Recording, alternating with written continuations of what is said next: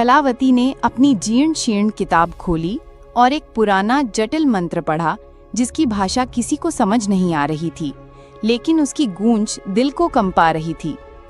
मंत्र खत्म होते ही अचानक पेड़ की जड़ों के पास जमीन हिलने लगी, जैसे नीचे कुछ हलचल हो रही हो, और मिट्टी ऊपर उठने लगी एक अजीब सी रोशनी के साथ। एक पुराना जंग लगा ताला दिखाई दिया, जो जमीन में धंसा हुआ था और अजीब प्रतीकों से सजा था, जो अंधेरे में चमक रहे थे जैसे वे जीवित हों। देखा रामू, मैंने कहा था ना, खजाना यही है। हम अमीर बनने वाले हैं। हम सब मुसीबतों से बाहर निकल जाएंगे। अब बस इसे खोलना है। इस ताले को खोलने के लिए 3 चीजें चाहिए: एक साहसी का खून, एक विश्वासी का आंसू और एक बलिदान। ये तीनों चीजें एक साथ पवित्र भावना से अर्पित की जानी चाहिए। कोई भी लालच या स्वार्थ इसे भंग कर देगा और खजाने के संरक्षक तुम्हें कभी माफ नहीं करेंगे। रामू ने साहस दिखाते हुए अपना हाथ काटा और खून की कुछ बूंदें ताले पर डाली। ताला हल्का सा चमक उठा और उस पर बने प्रतीक तेजी से जलने लगे, जैसे वे आग पकड़ रहे हों। शेखर ने अपनी माँ की याद में आंसू बहाए और ताले पर डाले। आंसू गिरते ही ताले से एक धीमी रहस्यमयी गूंज सुनाई दी, जैसे पेड़ खुद बोल रहा हो या कोई अदृश्य शक्ति जगा हो। लेकिन बलिदान का मतलब क्या था? कलावती ने अभी तक कोई संकेत नहीं दिया था। बलिदान का मतलब है कि तुम में से कोई अपनी सबसे कीमती चीज यहाँ छोड़ देगा।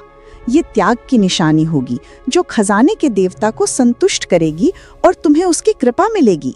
यह सिर्फ एक वस्तु नहीं, तुम्हारी आत्मा का अंश होगा। रामू ने अपनी माँ की दी हुई एक पुरानी चांदी की अंगूठी निकाली, जो उसके लिए सबसे कीमती थी। उसकी माँ की आखिरी याद, और उसने कभी उसे खुद से दूर नहीं किया था। उसने आंखें बंद करके उसे ताले के पास रख दिया। उसके चेहरे पर दर्द और दृढ़ता थी। शेखर ने अपनी जेब से एक पुराना चमचमाता सिक्का निकाला, जो उसके दादाजी का था। वो उसे देने में हिचकिचा रहा था। उसके हाथ कांप रहे थे। उसके चेहरे पर लालच साफ दिख रहा था, लेकिन खजाने की भूख ने उसे मजबूर किया। उसने भी उसे रख दिया,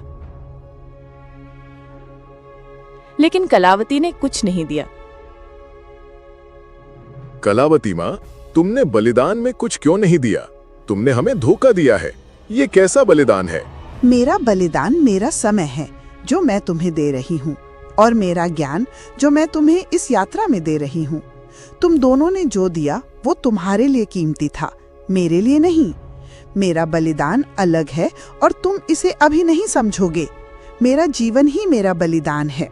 रामू को शक हुआ, लेकिन तभी ताला एक तेज गड़गड़ाहट जैसी आवाज के साथ खुल गया, जैसे सदियों का रहस्य खुल रहा हो, और जमीन भी कांपने लगी। जमीन में एक गहरा अंधेरा गड्ढा दिखाई दिया, जिसमें एक चमकता हुआ पुराना संदूक रखा था। उसकी चमक इतनी तेज थी कि आंखें चौंधिया गईं, और उसमें से एक अजीब सी मीठी सुगंध आ रही थी, जो मन को भ्रमित कर सकती थी। कलावती ने बलिदान नहीं दिया, लेकिन ताला खुल गया। क्या उसने मंत्र में कुछ छिपाया था, या उसके ज्ञान का दावा सिर्फ एक बहाना था? क्या वो इन दोनों को सिर्फ मोहरा बना रही थी, या वो इस खजाने से जुड़ी किसी और गुप्त योजना का हिस्सा थी? क्या उसके जीवन का बलिदान ही वो थी, या कोई और गहरा राज था? संदूक में क्या था? क्या ये वाकई खजाना था, या कोई और रहस्य, कोई जाल? क्या सूरज आ रहा था? क्या पेड़ ने कलावती को ये शक्ति दी थी कि वो बलिदान के बिना भी ताला खोल सके? तभी सूरज अचानक झाड़ियों से निकला। उसकी आंखों में लालच और जीत की चमक थी, जैसे उसने अपनी चाल में जीत हासिल कर ली हो। उसके पीछे उसके लठैत भी थे, जो हथियारों से लैस थे। ये खजाना मेरा है। तुम सब बेवकूफ बन गए। मैंने तुम सब पर नजर रखी हुई थी। अब तुम सब यहाँ से निकलो, या तुम सब का अंजाम बहुत बुरा होगा। उसने शेखर को एक जोरदार धक्का दिया, जो संभल नहीं पाया और नीचे गिर पड़ा। उसका सिर जमीन से टकराया और वो दर्द से कराहने लगा।